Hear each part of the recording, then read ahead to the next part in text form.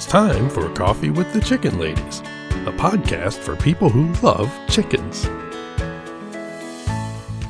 Hey everybody and welcome. It's Chrisie&Holly from Coffee with the Chicken Ladies. We're here and this is episode number 182 of our podcast where we talk about everything chicken, family, fun, and more chickens. More chickens. We drink a ton of coffee. I'm talking a ton. But most importantly, we hug chickens every day. And we kiss them too. Don't forget. We're drinking coffee today from our friends Michelle and Stephanie. Northwoods Roastery and Coffee Shop, their Black Harbor blend. Thank you, girls. We love this coffee. It's amazing. We love it. We love you guys. And I can't get over how good it smells. It's delicious. Are you ready to sip some of this delicious coffee and chat? I am. But first, a word from our sponsor. We have some exciting news to share from our sponsor, Grubbly Farms. They're here, new and improved, Grubbly's World Harvest. I'm a longtime subscriber, and my flock love the healthy, nutritious treats, plus orders $40 and more ship free. If you haven't heard, Grubbly's has a fantastic layer pellet and crumble feed. It's packed with plant and insect protein, perfect for those picky chickens and ducks. Grubbly Farms makes food and treats for healthy pets and planet. To support us and Grubbly Farms, use the link grubbly.co/coffee. Try it today. Okay, so rain, go away. Don't come back for like 100 days. Yes. Oh my God. Today I had mud caked on my boots. I have mud soup in my runs. It's horrible. I was out there with a metal rake it's like... What are you trying to rake with a metal rake? It's like moving the chairs on the Titanic deck, right? Like, I'm trying to take drier dirt from this side, move it to where it's muddier on this side. It's horrible. And then I got it caked on. I saw some people, they had it worse than us, so I saw some people putting videos up of all their chicken stuff flooded. So, oh, no, that's awful. But it's bad. Like, come on. I can deal with rain once a week, but for 10 straight days, I'm done.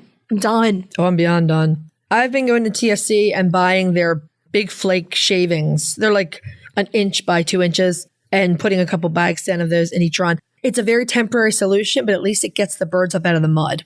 I feel so bad for them. I'm like, they can lay down under the coops a little bit, but it's even a little wet under there now. You just feel so bad for them. My girls are spending a lot of time in the coop. Mine are just in the mud. Oh, God. Like, please. I know, like, a lot of places don't have enough rain and you wish you could change places. But trust me, once it gets to this amount and there's no place for it to go, it's really a nightmare. And then the lack of sun. I've been so tired lately. I just need the sun to come out. I am extremely sun sensitive. Me and by too. that, I mean that if there's not enough sun, I do start to get like some almost like seasonal affective disorder. I just looked up at our little window. It's still cloudy, man. It's totally dreary out there. It's dreary out we're there. like a couple of negative Nellies. What else? What good is happening? Okay, good. We have rain. That's great. It's great. There we go. We have rain. It's great. Okay. What else? What else is good? What else sun. is good? We would be sun. No, we got a lot of good stuff going on. I mean, it's not cold. So that's good. Oh, I'm looking for good. It's not cold. Like the absence of bad. Well, it's not cold. It's not cold. So yeah, what have you been up to? I've been just doing chicken stuff and keeping up with the babies and everything else. A lot of running in place. So exactly keeping up with the show and all the business that comes with the podcast, trying to keep my gardens in shape.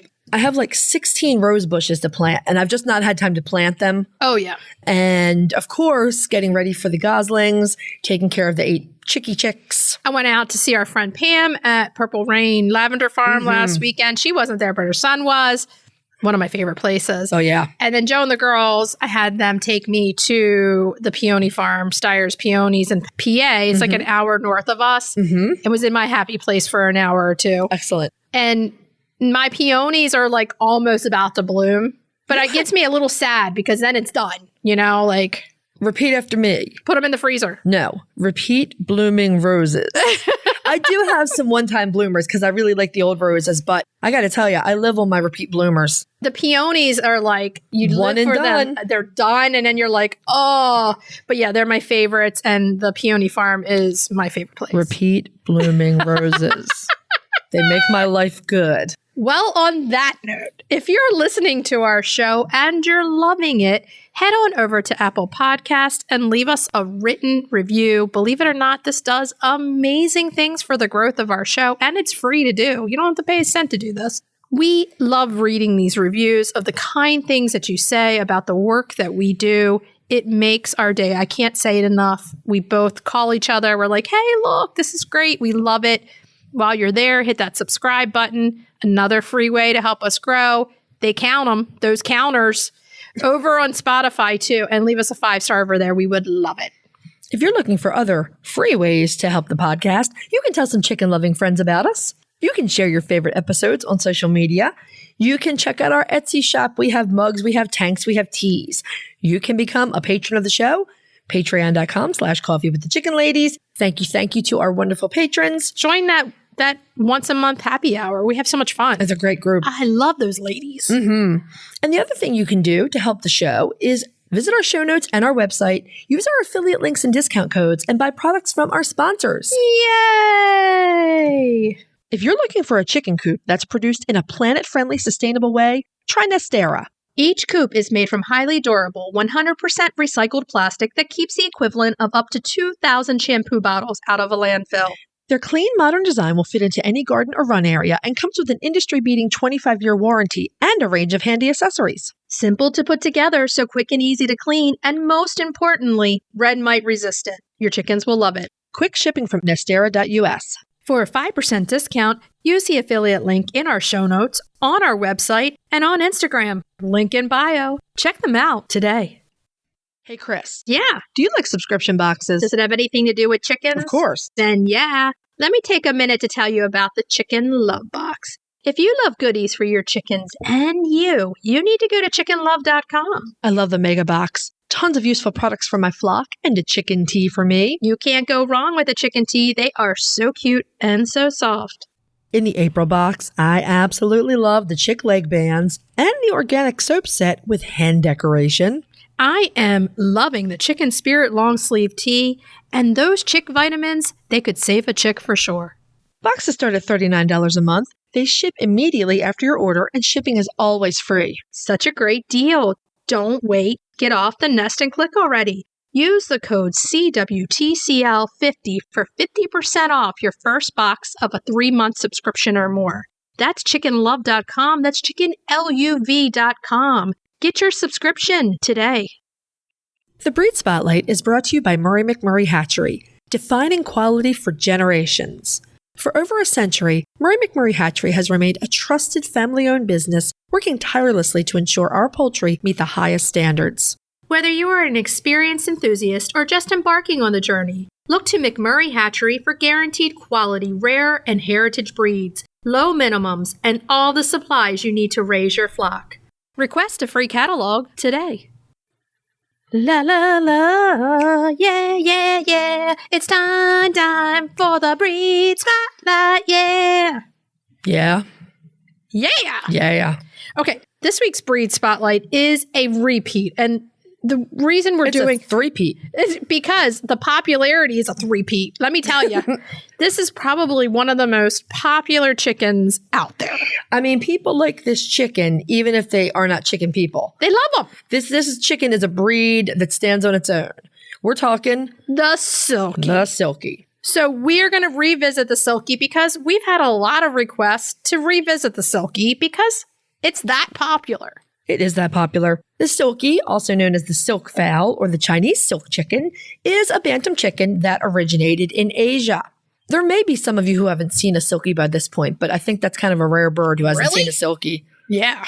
They have poofy, silky feathers. They're like flyaway. They're missing the barbs on the feathers that other breeds have. And doesn't make them waterproof, that's for sure. Right. So if you look at a feather, it's kind of zipped together. Right. These little barbs hold them together. Yep.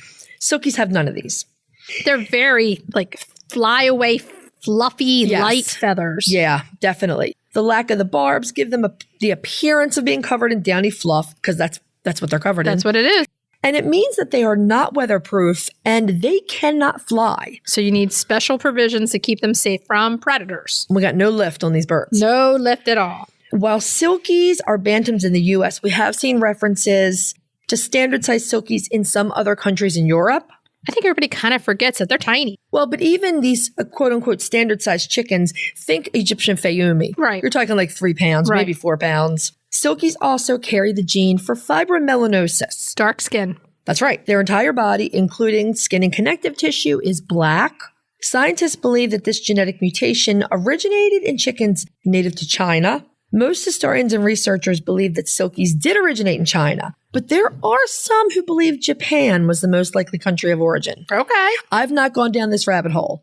Okay. So from everything I've read, I think it's China. But again, I'm not a historian of Asia, so I would need to spend a lot more time on this. Silkies are another breed that are a couple of 1,000 years old.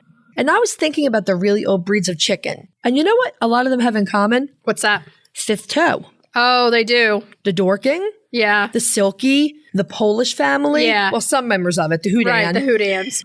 The Ardennes hen, which is Yeah. a European breed that's very old. Semifaverals. Well, they're not super old. No. But they come from the Dorking. Yes, they do. So, and maybe the Houdan too. I don't know. I think they might get their beard from the Houdan. Anyway, that just made me think that 5th toe, because you don't find them in all the breeds. Right. But some of the oldest breeds do have them. Again, another rabbit hole to go down. It sounds like you're going down it. Yeah, well. What's up, Doc? Silkies have been known outside of Asia since at least the 1300s, and honestly, probably longer. But 1300, Marco Polo wrote about the Silkie or furry chicken that he saw in China. Marco. Polo. Couldn't resist. I know. That's a good name for a silky roux. There's a pretty high likelihood, and I don't know if we've talked about this before, but this is the case with a lot of chickens that are less than, and I'm using air quotes, practical. Yeah. I mean, Silkies certainly have their things that they're good at doing, that they're talented about, but I think every indication is that Silkies were probably kept As pets. by members of the upper class. Right. You know, wealthy people, even royalty. That they were a pet from the beginning of time. Right. They exactly. were not a working on the farm chicken. Well, they would need someone willing to care for them because they're not going to be out there in all types of weather. If they were, they weren't going to make it. They're not rough and tumble birds. Nope. If you don't trim their feathers, they can't even see. Right. And they take a lot of grooming. Mm-hmm. Now, we don't know at what point exactly Silkies started showing up in Western Europe and the UK, nor have I found any information on exactly when they arrived in the US. They've always been here. They've always been here? They've always been here. Right. The Native Americans kept them. No, we're joking. That is not true. We do know that they were here by the 1970s because white Silkies, both the bearded and non-bearded, appeared in the first printing of the APA Standard of Perfection in 1874. What else happened in 1874? Oh, the manure thing. right? Yeah, the manure spreader. The manure spreader was invented. Yeah, we learned that at Slate Farm. We did. My best guess is that traders brought them out of Asia, the Silkies, I mean, not the manure spreader. Yeah. Traders brought them out of Asia and sold them at port cities in the Western world. That makes perfect sense. It does. And, you know, they had a unique look to them. They do. And they would have been a great novelty, especially if they Yes. were arriving, during hen fever. Exactly. I could see people shelling out a lot of money for Silkies. Oh, they look so different. They have a great personality. I mean, yeah. Well, you see some of the show Silkies, or even Silkies like that belong to our friend Carla. Yeah. Right. And they're like meticulously groomed, and all you see is a beak. Yeah. A little beak. A peeking little through. tiny beak. The various poultry historians that we like to visit with in book form each had their own opinion of the Silkie. Oh, I'm sure Lewis Wright did. Lewis had an okay opinion. I'm starting to like Lewis a lot better than, say, Edmund Dixon, who's an earlier historian. This I did like. I tend to see this in a lot of my history books from the late 18th, even some as far back as the 1700s. They were very careful to mention that Silkies need protection from the elements. I mean, in the early 1800s, they realized this. And so I wonder why modern chicken keepers struggle with this. I don't understand it. I think that people want them to be hardy, but want them to be different too. Yeah. And you can't have both. This is not a rough and tumble chicken. No. And there are chickens that you can clearly tell need the assistance, and they don't have the personalities to be rough and tumble. They never were. They just don't have the physical attributes for it. Exactly. And it's never going to change. And I count a lot of the bantams in that, really. Yeah. I mean, and they could be a bantam. I mean, they're tiny. They're bantams here, right. absolutely. Exactly. I just, I'll read works on colonial America and the chicken keeping where they would regularly bring, a bird in a basket in front of the fireplace if they were having trouble with hypothermia. I mean, you would want to protect your investment. Absolutely. They're giving you eggs so that you can bake bread, so that you can put dinner or breakfast on the table.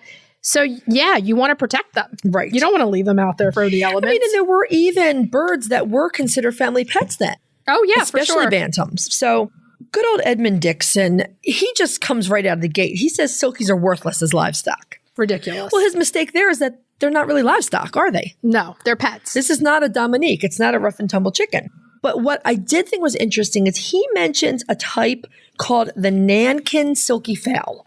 Oh, boy. Now, this looked like a white Silkie, but they had a red comb and white skin, and, they were white down to the bone. So they could have been a cross between a Nankin and a Silkie. It could have been. It seems odd that none of the fibromelanosis showed up. Right, because that's more of a dominant gene, you would think. I would think so. But anyway, he mentions this.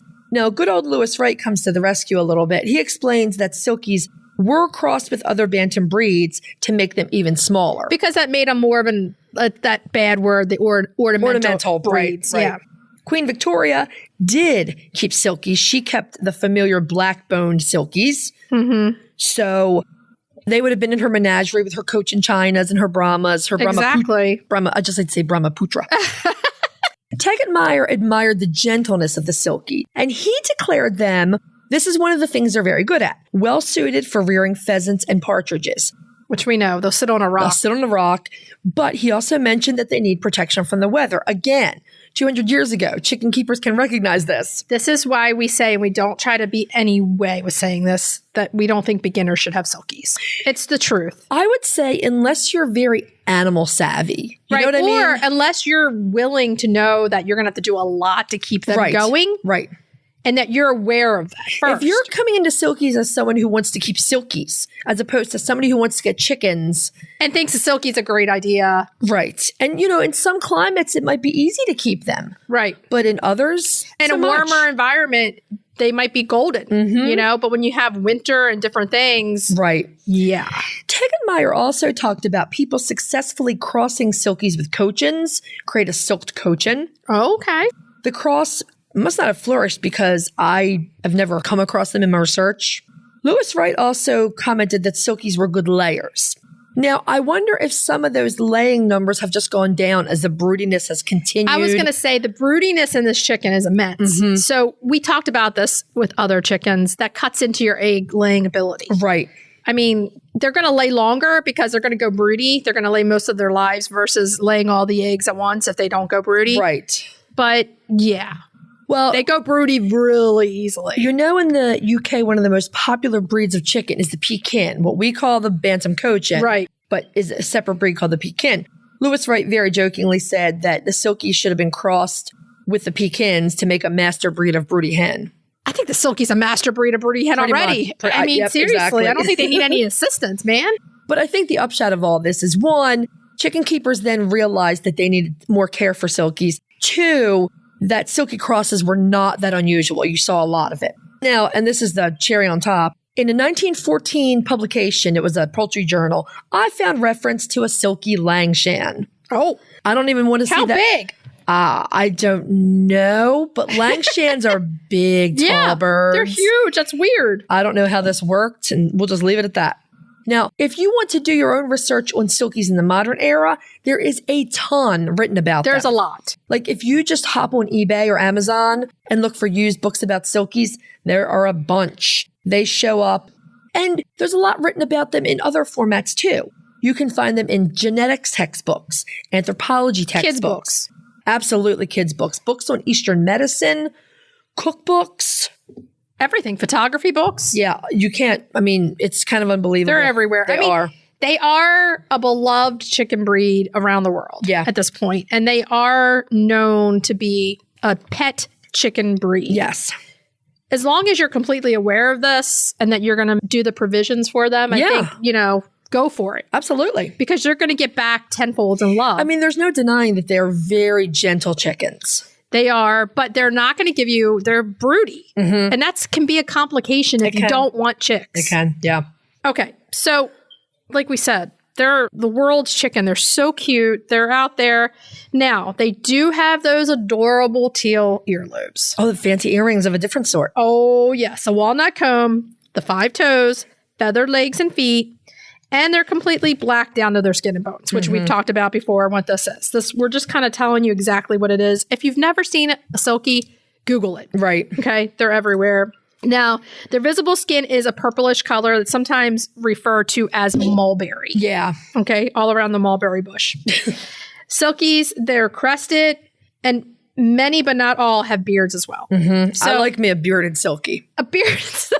They're so cute. Yeah, I'll order myself up a bearded Silkie. That's where he gets his this little pink beak it could sticking be out. a beer name, a bearded Silkie. And the birds have heavily feathered crest and faces, and they're gonna need to be, let's just say, A little trim around the eyes. oh yeah, Because feather blindness would be it's a bad thing. Yeah, I mean, they're like sitting ducks for predators already, but if you take away their vision, They're not predator savvy whatsoever. No. So you're going to need to cut around their eyes so that they can see. The Hootans, I'm always out there with scissors cutting around their eyes so that everybody can see. well, even my Silkie Cross, I have to trim her on the regular. So yeah, and they're really small under the fluff. So you're going to look bigger than they are. They have a lot of feathers, but they're those real kind of, this is not bad word, but it's like flimsy kind of feathers. They're very flyaway, yeah. And once you get under that, there's not a lot under that. So they're pretty small. Hens are about usually 2 pounds, and the roos are coming in at about 2.5 pounds. It's they're a pretty little. small bird, yeah.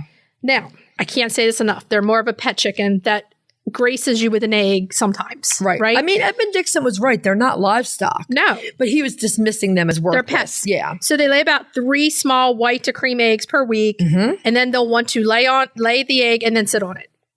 So you have to get it out pretty quickly. I mean, seriously. Definitely. And they're absolutely famous for this broodiness. I mean, people talk about it all the time. We mentioned earlier that Silkies appeared in the first printing of the American Poultry Association Standard of Perfection in 1874. That was in the bearded white and non-bearded white. So in 1965, bearded and non-bearded black were added. Okay.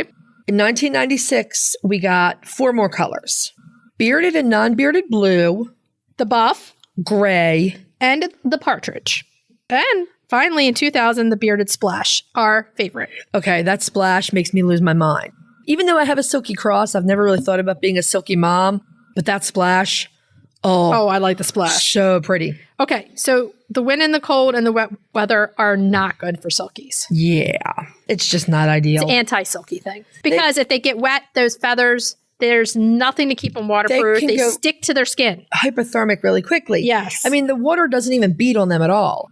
They can tolerate some cold, dry weather as long as it's not frigid. Right. But those fluffy feathers give them virtually no waterproofing, no protection from the wind. I mean, if it rains, they should come in. If it's a cold rain, I'd have They'd them be living in my garage here. That's why I don't have I them. would probably just build a garage coop for them and then have a pen for them during the day. Yeah. Yeah, like for nice days to go out, because honestly, it's not fair to them to be out. They can't keep their body heat in if their feathers all get wet. Right. So they can't be out in the rain. Normal chickens do have those, the barbs on their feathers that They're pretty waterproof. They're It takes waterproof. a lot of water to Oh. get them to a drenched point, although we've reached that recently. yeah. Oh yeah. Poor Clover yesterday. She was drenched. I brought her in and gave her some vitamins and everything. Oh, poor baby. I know. I was like, oh man.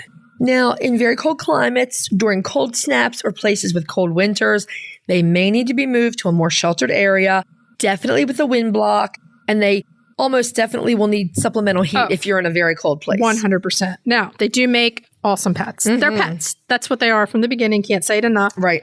They have a pet personality. They want to be with you. They want to be snuggled. They will attach to you. They will have a bond with you. That's why I'm pretty sure that was their history. It had to be. The gentle nature and flyaway feathers, I think, really led to them having house chicken status. They're huge in the show community. Huge. Because they're tiny. You can, breed a lot, and they have a great personality. Absolutely.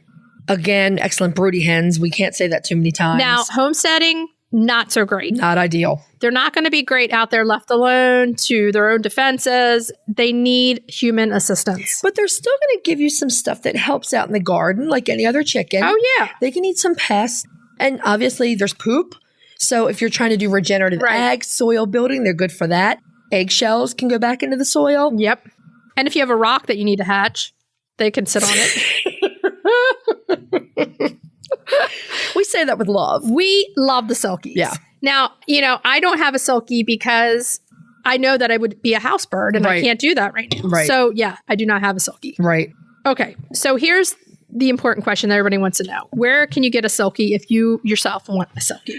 Well, McMurray Hatchery does have them, but there are also lots and lots of breeders out there. Now, we need this caveat with Silkies. Silkies can have delicate health and they're predisposed to certain ailments, including Merrick's disease. Highly.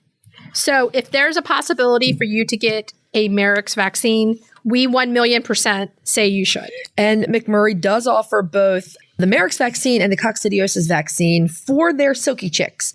They, like most hatcheries, their Silkies are straight run, and you can get them in 4 basic colors. Let's go through the black, The beautiful blue, the buff, and the white. awesome, I feel like the white Silkie is just a classic Silkie.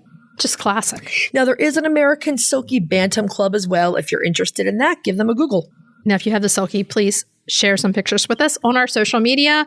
Give us a story, hit the mention button on Instagram, put our name in, and we will reshare your Silkies. We want to see them. I've got to give a shout out to one of my favorite Silkie moms and one of my favorite Carla. Silkies, Carla and Lady Godiva. Are you ready to dive into the fascinating world of backyard ducks? Look no further than Metzer Farms, your premier destination for top quality waterfowl. Whether you're a seasoned breeder or just starting out, Metzer Farms has everything you need to elevate your flock to the next level. And if you're passionate about call ducks, you're in for a treat. Metzer Farms hatches a stunning variety of call ducks, meticulously bred for their miniature size, beauty, and calm temperament. From snowy whites to vibrant colors, each duck is a masterpiece waiting to grace your backyard. Visit MetzerFarms.com today to browse their extensive selection and start your journey into the wonderful world of waterfowl. Metzer Farms, where passion meets perfection. Roosty's proudly sponsors Coffee with the Chicken Ladies. They're back with an innovative new product. You're going to want to check this out. It's an extra large set, a 14-pound feeder and 3-gallon water with steep anti-roost lids. They're made of super durable material. You can either stand them on legs or hang them on brackets on your coop or fence. They're easy to remove and clean too. Plus, they look awesome. We personally use Roosties and we're huge fans. So if you're raising chicks or keeping chickens, check out the Roosty store on Amazon or follow the link in our show notes. UK chicken lovers, this one's for you. Get happy, healthy hens with ECONourish's live Calci worms. Enrichment, nutrition, and protection in one tasty, sustainable pack. Scientifically proven to support glossy feathers, strong laying and skeletal health, Protect from disease and improve gut health and immunity. You'll also bust flock stress by stimulating natural instincts and get eco-bragging rights. Visit econourish.co.uk and use the code COFFEE15 for 15% off your first order. Your chickens and the planet will hug you for it. Okay, so we're ready to move on to main topic. Yeah. Yeah.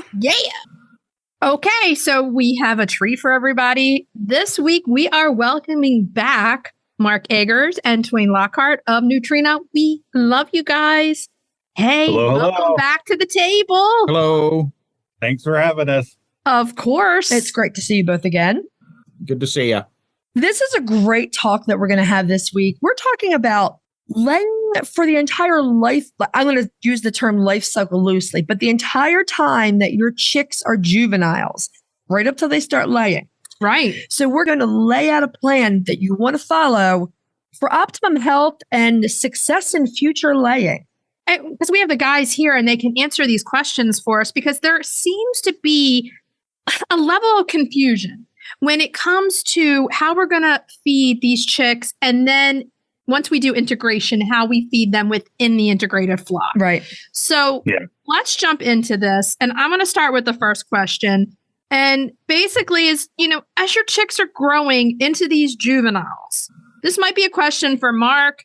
What are the biggest nutrients that they're going to need to help them grow efficiently from chick up to that juvenile spot? What's in the food that's giving them everything they need? Yeah, this is a great topic because there is a lot of confusion around that, and especially the transition from, kind of when do you want to go from chick feed to layer feed? And so this whole topic, I think, is really, really relevant. As those chicks are growing, when they're the first, let's say the first 6 weeks, it's really all about skeletal growth, muscle growth, and organ development. Okay. And then feather growth, right? I mean, that is part of the skin and feather growth. Their first molt. Skeletal growth, right? Yep. Their first feathers that they start to develop.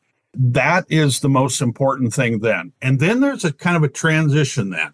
From then on to week 16, so for that next 10 weeks, it is really about now starting to fill out that skeleton, fill out that feather bloom, getting them kind of more prepared to be an adult. Your reproductive organs, this is when they really start to grow. When we do research, we actually even weigh reproductive organs on some of the birds. We take a few birds out of every group and weigh them.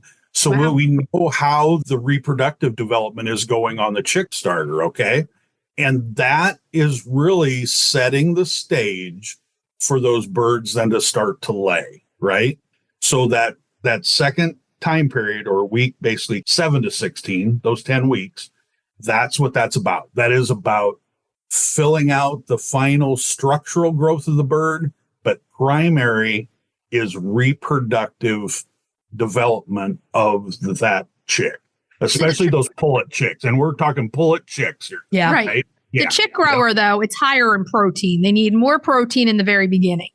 So that's one thing that I will say that we used to really think, but we found that actually there is a high level of protein and amino acid requirement to develop those reproductive organs.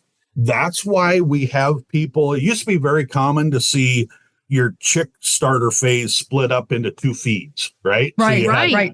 A starter feed, and then you had a kind of a grower feed, right? Correct. And now you see with like our NatureWise, it's called 18% chick starter grower, right?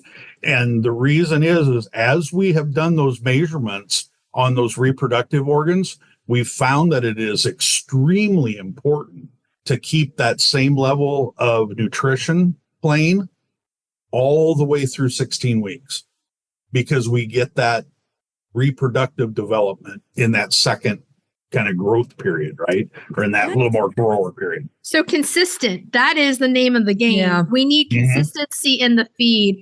And with an 18% protein, that puts us right in that midline where we need to be versus the higher 22% that used to be. Yep. So that puts us still at a high level, but not over the top. Yep. I keep going back to the whole reproductive organ thing. That's fascinating to me for a couple of reasons. The first, I mean, I've had chickens for over 20 years. What we used to think was it doesn't really matter as long as they're on a good starter food. You really start worrying about reproduction stuff at about week 20, which obviously is not the case. So you need to be, if we're talking pullets, you need to be thinking about their development as females, like from day one. Right. Yeah. And that's why it's so important to take that first 16 weeks. And that is really the development phase of those pullets. Okay. And then it's really important to take at 16 weeks. And this is that transition period. And this is where Twain is really good about talking about how to get those birds from your starter diet into your layer diet. Okay. But after that first 16 weeks, then starting of week 17, you need to switch them to a layer feed. Okay.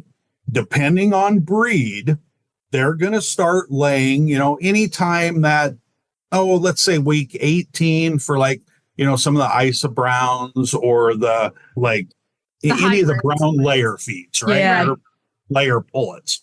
Those are the ones that are typically going to lay first. And then, a lot of the other heritage breeds, like the Orpingtons and the Barred Rocks and some of the Wyandottes, you'll see some of them start to come in there kind of that week 21, 22, maybe the Morans or some of those that take a little longer to mature, maybe week 24, but usually by week 24, most of your heritage breeds have started to lay. So that layer, it's really important then they need to take their body and start to fortify the nutrition towards gearing of making of an egg. That's why it is so important at week 17 to start on a layer feed. Now, Okay. Twain, this makes it so much easier when we're bringing in the juveniles into integration into the flock, because there's so much confusion, right? When it comes to, oh my God, I'm integrating babies. Now, how am I going to feed two separate foods? This kind of clears up that confusion, right? Yeah, it does. You will find that the adults will probably eat some of the baby food just as a dominating factor. Oh, I'm in charge. I'm going to eat your food. It's not going to hurt them. Make sure you have oyster cell available, free choice. That's what's really, really cool about chickens is they self-regulate their diet so well and their nutrition. By the way, with your chick starter, just feed them as much as they want. They'll do the rest. They self-regulate. The other thing when you integrate these birds, very, very important, add water stations. Because sometimes the big girls don't let the little girls drink. Yeah. And that's really good. Yeah. Yeah, that can turn deadly. If not deadly, I will tell you one of the first things that happens when your birds dehydrate just a little bit, they stop laying. But I'm more worried about the babies not getting enough to drink. We're coming into the hot weather. They could die very easily. So add some water stations. This is where having a rooster can come in handy. He is the voice of reason in the coop. But it may not be a good enough reason to get a rooster. I mean, now, what should we name him? What should we name the rooster? Albert, wouldn't that be, Queen Victoria Queen Vicky was so instrumental to chickens as we know them. And to all my British friends, I'm sorry. But Queen Victoria changed chickens as we know them in a positive way. And everybody should have a chicken named Vicky, Betty, and probably a rooster named Albert. Wasn't that Queen Victoria? Wasn't? Yes, she was married to Prince Albert. Yeah. Albert would be great. And he also was a serious animal lover. So I need to get a Jubilee Orpington Roo, and he's going to be Prince. There you go. And you'll be like, what did I do? What do I have another one? Probably, yeah. I really don't want another rooster in my layer flock. But yes, you're right. We should address this too. If you have a juvenile rooster, what are you going to do? Because that is a little bit more of a gray area when it comes to feeding. I know what I do. I'm pretty sure what Twain's going to say. Twain, how do you handle it? What's that? Main rooster? If you are integrating your pullets and you also have a rooster, what's your feed situation look like? You can still do a layer feed because if you're feeding a high quality layer feed, the phosphorus is very, very accessible. Drakes and ganders, totally different story. They're very sensitive, and probably a lot of drakes and ganders die from calcium poisoning. And nobody knows, because who's going to take that bird to the vet and get a necropsy done to find out that Daffy got too much calcium because you were feeding him layer feed. So, oh God, now we're going to have some Daffies out there. Yes. I understand there's a lot of Bettys out there now. I don't know why, but it seems like everybody has a chicken named Betty. So Betty is my example, So Betty, can we have people substitute an all flock in there? Break this down for us. How does the all flock work if you have roosters with your hens? Because that's natural. We don't want the roosters to get too much. Is it enough calcium in the all flock to support the hens? Yeah, so that's a great topic. That's another, I think, area of confusions. When do I feed a true chicken feed fortified for chickens compared to an all flock? All flock is for multiple species of birds. Okay, so it's when you have a mixed flock of chickens, ducks, geese, maybe some game birds or turkeys. Those game birds, turkeys, ducks, geese all have a higher protein and amino acid requirement. That's why you see all flock at like a 20, percent protein in that area compared to, a little lower for a true chicken layer feed. But then they also have lower requirements for the calcium, phosphorus, and some of the trace minerals. So that's why you see that lower in calcium, phosphorus, and those other trace minerals in an all flock. Chickens will do okay on an all flock feed, right? You're trying to hit the middle. Right. So you're trying to kind of hit the middle of that whole chicken to waterfowl kind of turkey mix. But if you want optimum results and optimum number of eggs, maximum number of eggs coming out of your chickens, you need to be on a layer feed. Okay. And especially I'm talking any of our formulated Nutrena feeds this would follow with any of them. So if you have a rooster or 2 or 3 in with some of your birds, or like Holly 15 or 15 with Holly, yep, then you need to be on a layer feed. And the difference that we've seen in the past 15 to 20 years, the ingredients that we use, we have much better manufactured calcium and phosphorus sources that go into our feed. They are much easier digested than what they used to. Okay. So they are not hard on your kidneys or anything. In fact, I just had this conversation here about a month ago with a veterinarian that called in to me and asked this question for me, because he had a mixed flock of what he called a mixed flock of roosters and hens, all chickens though. And he was really worried about feeding that layer feed to those roosters. And after we talked that through, he goes, that totally makes sense. He said, I get that now.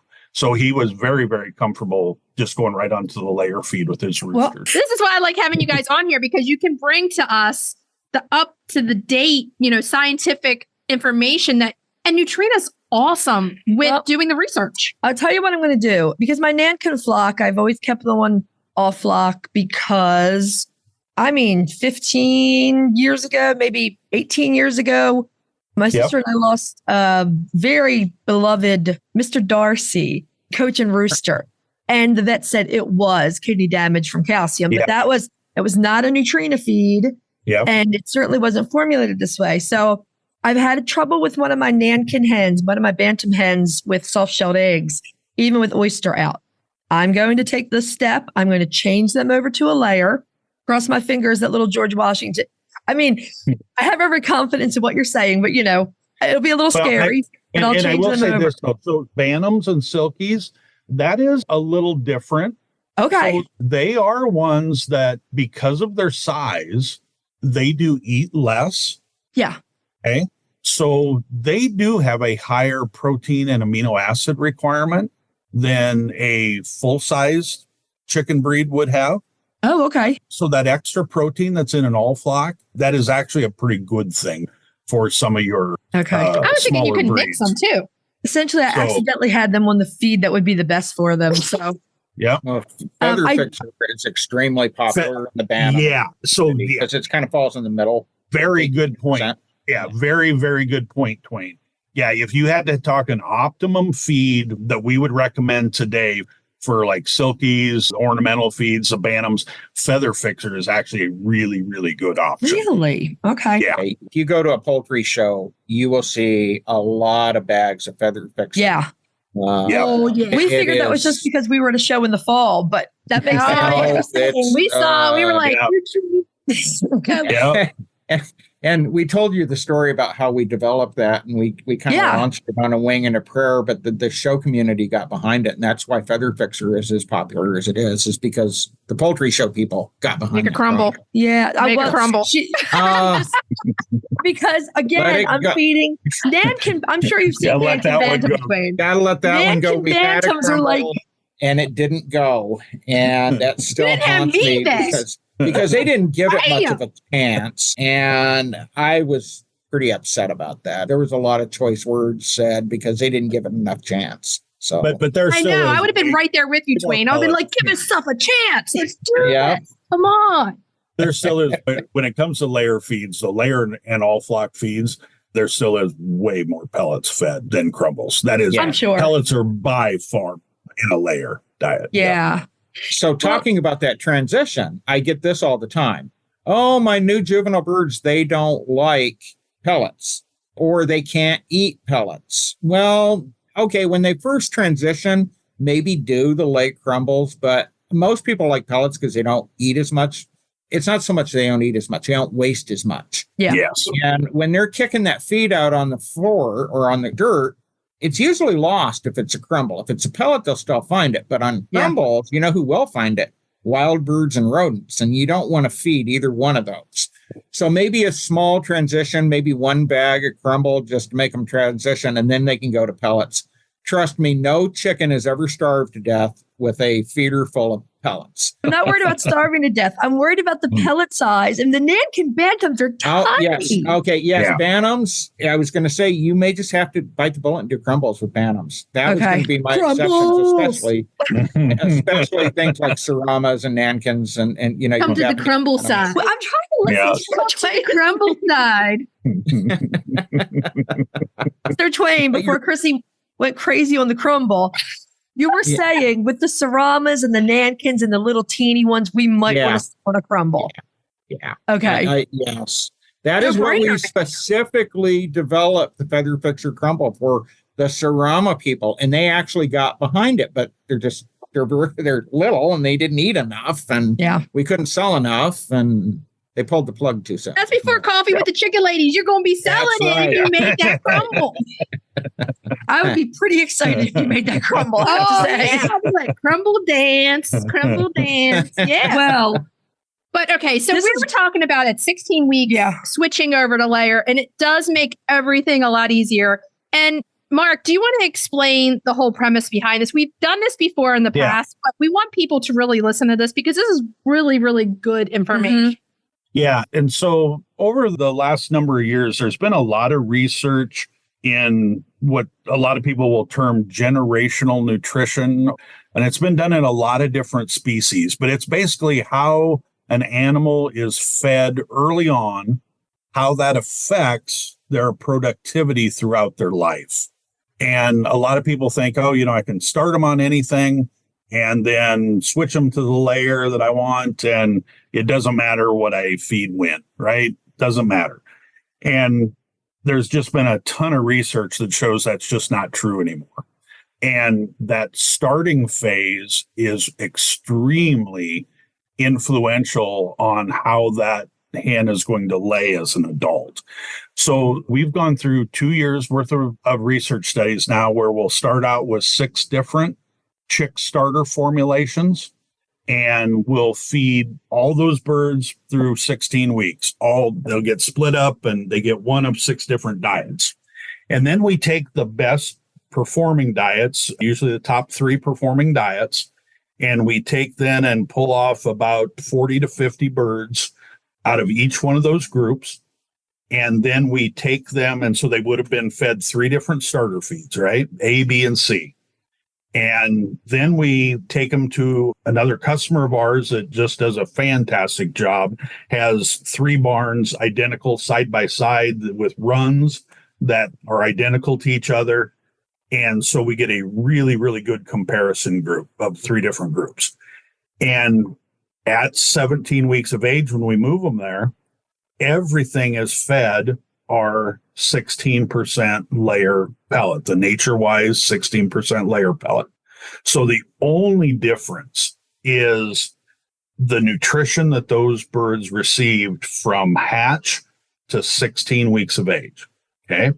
And we then continue to measure death loss, out just because we did see a little bit of a difference in death loss between some of the groups in the starter phase.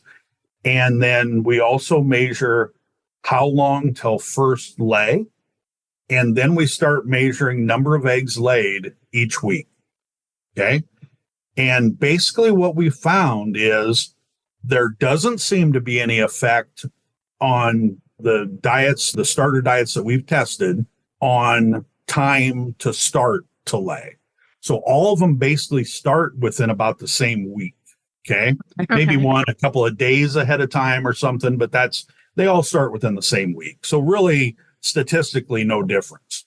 But the first 14 weeks of lay, we have found an extremely significant difference in the number of eggs laid between the groups. So we're talking groups of like 42 are in each one of these treatment groups.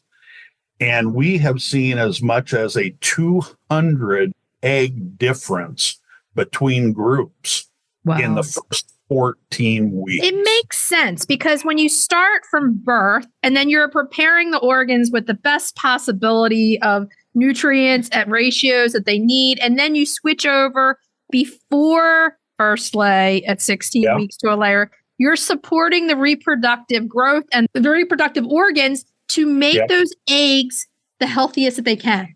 And I want to take this a step further, and I know we can't, but here's what I want to know. What does that look like? Does that mean like a larger oviduct so it's easier to pass eggs? Does that mean like, you know what I mean? Does that mean? Yeah. So what we've seen is the correlation is the reproductive organs in those birds on that starter feed that laid more eggs. The reproductive organs, when we do take some measurements and we take some carcass data on a few birds that we do end up, posting like that, those birds will have heavier reproductive organs when we weigh them. So we know they're developing quicker than the other. Now, what we've seen then, that first 14 weeks, we get that massive difference in eggs. From week 15, all the way we've measured out through week 30 and beyond, actually, in several, it's the same. Okay. So all so it's three consistent. groups lay the same number of eggs. Statistically, they're all the same. That's where the layer feed is caught up, right? The layer nutrition. Yeah. And I like it because young pullets, juveniles, have trouble laying their first eggs. And they prolapse way more than adult chickens do because if they don't have enough calcium at that point, that egg's a little softer. It's hard to get through the oviduct. It's harder to get through. And you end up having people have chickens that the first eggs are prolapsing, and then that's a big problem. I like this because it shows preparation and it shows, let's get that not to happen.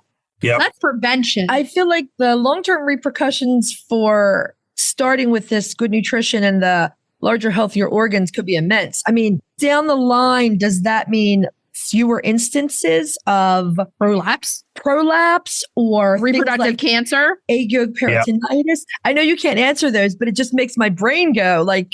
Yeah. So we do see in those birds that lay more eggs, we actually see less death loss. So we do follow death loss all the way through that whole 30-week lay period. Okay. And we definitely see more death loss in the lower egg producing groups as opposed to the high egg producing groups. So I think there definitely is something to that we're developing those birds to actually lay eggs and be healthier. Yeah. And the other thing we've looked at too, because when you get into like the commercial egg producer or commercial breeds that are, making eggs, in huge quantities for the grocery store, right? They're trying to get, those breeds are different. Those breeds are bred to get the most number of eggs in the first 18 to 24. In the shortest amount of time. Yeah. And then that bird's done, right? I mean, they turn them over and because they start to tail off. Yeah. They start to tail off. Sad. But with our heritage breeds, we don't see that. So we have not seen like, the ones that lay 200 eggs more up front, all of a sudden they drop off quicker. And so they lay 200 less at the tail end. We have not seen that. They lay the same all the way through end of their lay. And the thing I like about the research is it makes it so much easier for the backyard chicken keeper. It gives a plan there's no question at this point because everybody's already on layer feed. And it's like, who do I feed to? Feed to the youngest normally. No, we're feeding layer feed to everybody because they need those nutrients and you've proven it with the research. So this makes feeding juveniles that are being integrated into a flock so much easier. Especially if you know that long-term it might help with reproductive health. Instead of the opposite, that it affects them in a bad way. I have a Swedish flower hen, and they're not a U.S. heritage breed, but they're definitely a heritage breed, the Swedish flower hens. And Pansy is 8, and she still lays 2 to 3 eggs a week. And she's never eaten anything other than Nutrena. Okay. Well, there you go. Yeah. So I have a stupid chicken story regarding prolapses. Okay, so I guess this is how we're going to end this. We're going to end we got a stupid chicken story about prolapses. Okay, I'm kind of scared. I know. I'm a little frightened right now. We had a guy, and I got wind of it, and he had 400 or 500 chickens. So he wasn't like commercial, but he was bigger than a backyard flock. Okay, definitely. And they had a predator that was basically eating the north end out of a southbound chicken. Oh. And so they called me out as an afterthought. We'll bring the chicken guy out too. They had trappers and they're out there and they can't. I get out there and it's leghorns and I'm like, oh, I know what this is. And then I said, what do you feed? And he was feeding a 28% turkey grower. Oh my gosh. Now you can see our faces right now. Bad. So my what gosh. it turned out, and he goes, well, what kind of predator is? I said, that's not a predator. Your hens are prolapsing and their buddies are finding them before you do. And they all pick at that. You know, and basically their insides are coming out. Oh, And no. so it looked like a predator had eaten them from the, Yeah, that's not good. That's not good. Did you persuade him to switch the food? Yes. Thank And goodness. he was very skeptical, but when he switched to a regular layer food, it stopped. Like immediately. But he was losing a couple of birds a week, which is a lot for prolapse. I'm guessing these were production line leghorns. Yes, they were high lines. And you can't feed them like that. You're going to prolapse those pullets. Exactly. And there that's wasn't one any of the calcium. And that's one of the big things that we're trying to prevent. And with all this research that you guys are doing, it makes it so much easier for all of us backyard keepers to reap the benefits of what you're doing. This is why we love Nutrena, innovative. Well, we're moving in the times, and I love this. You have persuaded me to change, and I'm a hard nut to crack, but you have persuaded me to try a little bit of a different feeding, especially with my roosters. Awesome. See how this goes. Guys, Awesome. we love having you on the show, and everybody loves hearing from you. This is great stuff. Yeah. And the guys from Nutrena, they're on 4 times a year. You guys can send us in what you want us to talk about too. Send us in some ideas if you want the guys to talk about something. But we love talking with you guys. Thank you so much for coming on. It's Thank so much you for fun. having us. Of thank course. you. Always had our fun. pleasure. We'll talk to you Always next have fun. time. Take care. You Take too. care. Bye. Bye. We just want to thank Mark and Twain and really the whole poultry division over at Nutrena. We love those They're guys. fantastic. I said it a lot, but they're I'm awesome. telling you, like the stuff that they were telling us today, I mean, I'm legit changing my feeding practices because of this. They're amazing over there at Nutrena. We love you guys. Thank you. Okay, so let's move on to Cracking the eggs. cracking those eggs. Now, this weather is driving us to comfort food. Doesn't take much. Comfort food, cheesy potato hash. Now, I've got to say, this hash, you can make this as healthy or as non-healthy as you want to. Comfort food. Yeah. Let's do comfort food here. Let me go through the ingredients that we're going to do. Yep. 3 medium-sized potatoes, diced, peeled if desire. I never peel my potatoes. I just leave the skin I don't on. if I can avoid it. 1 medium sweet potato, peeled and diced. That's hard. They're hard to peel, sweet potatoes. They are. The reason these are all diced is because they'll cook better diced. And you want to do them all around the same size so they cook evenly. And you can use a 4th potato if you don't want the sweet potato in there, but I love sweet potatoes and sweet eggs. potatoes too. 1 onion chopped, 2 cloves of garlic chopped, a half of a red or a green pepper chopped small, 2 teaspoons of fresh thyme leaves or 1 teaspoon dried, a half a teaspoon of marjoram, and salt and pepper to taste. Now, we also need one of the most important ingredients, a half to 1 cup of shredded cheese of your choice. Now, I don't measure this on mine. I don't throw it in as much as I want. And again, if I'm like, I don't know, and I haven't been doing this lately because as we get older, we're way more health conscious. I go light on the cheddar. I don't even put it in here. I sprinkle it on the top when we're finished. Exactly. It's completely up to you. Now, you can add a meat of your choice if you'd like. Examples are bacon, sausage, veggie sausage, or, turkey sausage, any of those things. And the piece of resistance, the 6 to 8 eggs that right now you need to eat like 20 eggs in a day to keep up with your eggs because it's egg season. So oh my God. make some of this hash because it takes up to 8 eggs. You can use 8 eggs. So we have a crow who's been coming into the garage. The crow has realized that I store eggs in the garage. Oh, God. This crow has been coming in and she will tear holes in the egg cartons. Oh, God. She will. Yeah. Well, that's over with. They can't be out there anymore. No. They're actually going in the feed room now in the feed shed just because of that. But the last time she got in there, my husband, Pete, texted and he was like, the visitor was back and she pretty much took a whole box of eggs out. Damn. And you know what? I don't even care that much because we have so many eggs right now. It's egg season, man. Yes. Okay, so let's go over the instructions. You're going to heat a generous splash of olive oil in a large skillet. You want a large skillet for this. Saute the onion, garlic, and pepper over medium to low heat until they're softened and beginning to brown. You're going to add the diced potatoes and sweet potato and cook, stirring occasionally until they're fork tender. At this point, you want to add your seasonings, you want to add that optional cooked meat, and you're going to turn up the heat a little bit to brown those potatoes. Brown them. Brown them. Use a spatula to flip everything over rather than stir because you're trying to make a little bit of a crust on the hash. Right. I love the little crust. Oh, yeah. on It's so potatoes. good. So again, use a spatula to flip these every once in a while. Try to get the browning on there. Once the hash is finished, you can sprinkle your cheese on. And you can set that aside to get nice and melty while you prepare your eggs. Now, I normally just fry a pair of eggs for each serving of this. Right. But I also thought it would be fun to poach them, a little fancy. Yeah. So you could do the poached eggs, serve the hash with an egg or two, or who knows, 3 if you really love your eggs, 20. whatever. 20 eggs. And it's that easy. I mean, it's quick to whip up. It's a nice hot meal. And it's comfort food while it's raining outside. It's May, but it feels like March. Okay. really does. So try it. You might like it. Let us know what you think. Let's move on to retail therapy. Retail therapy. Yeah.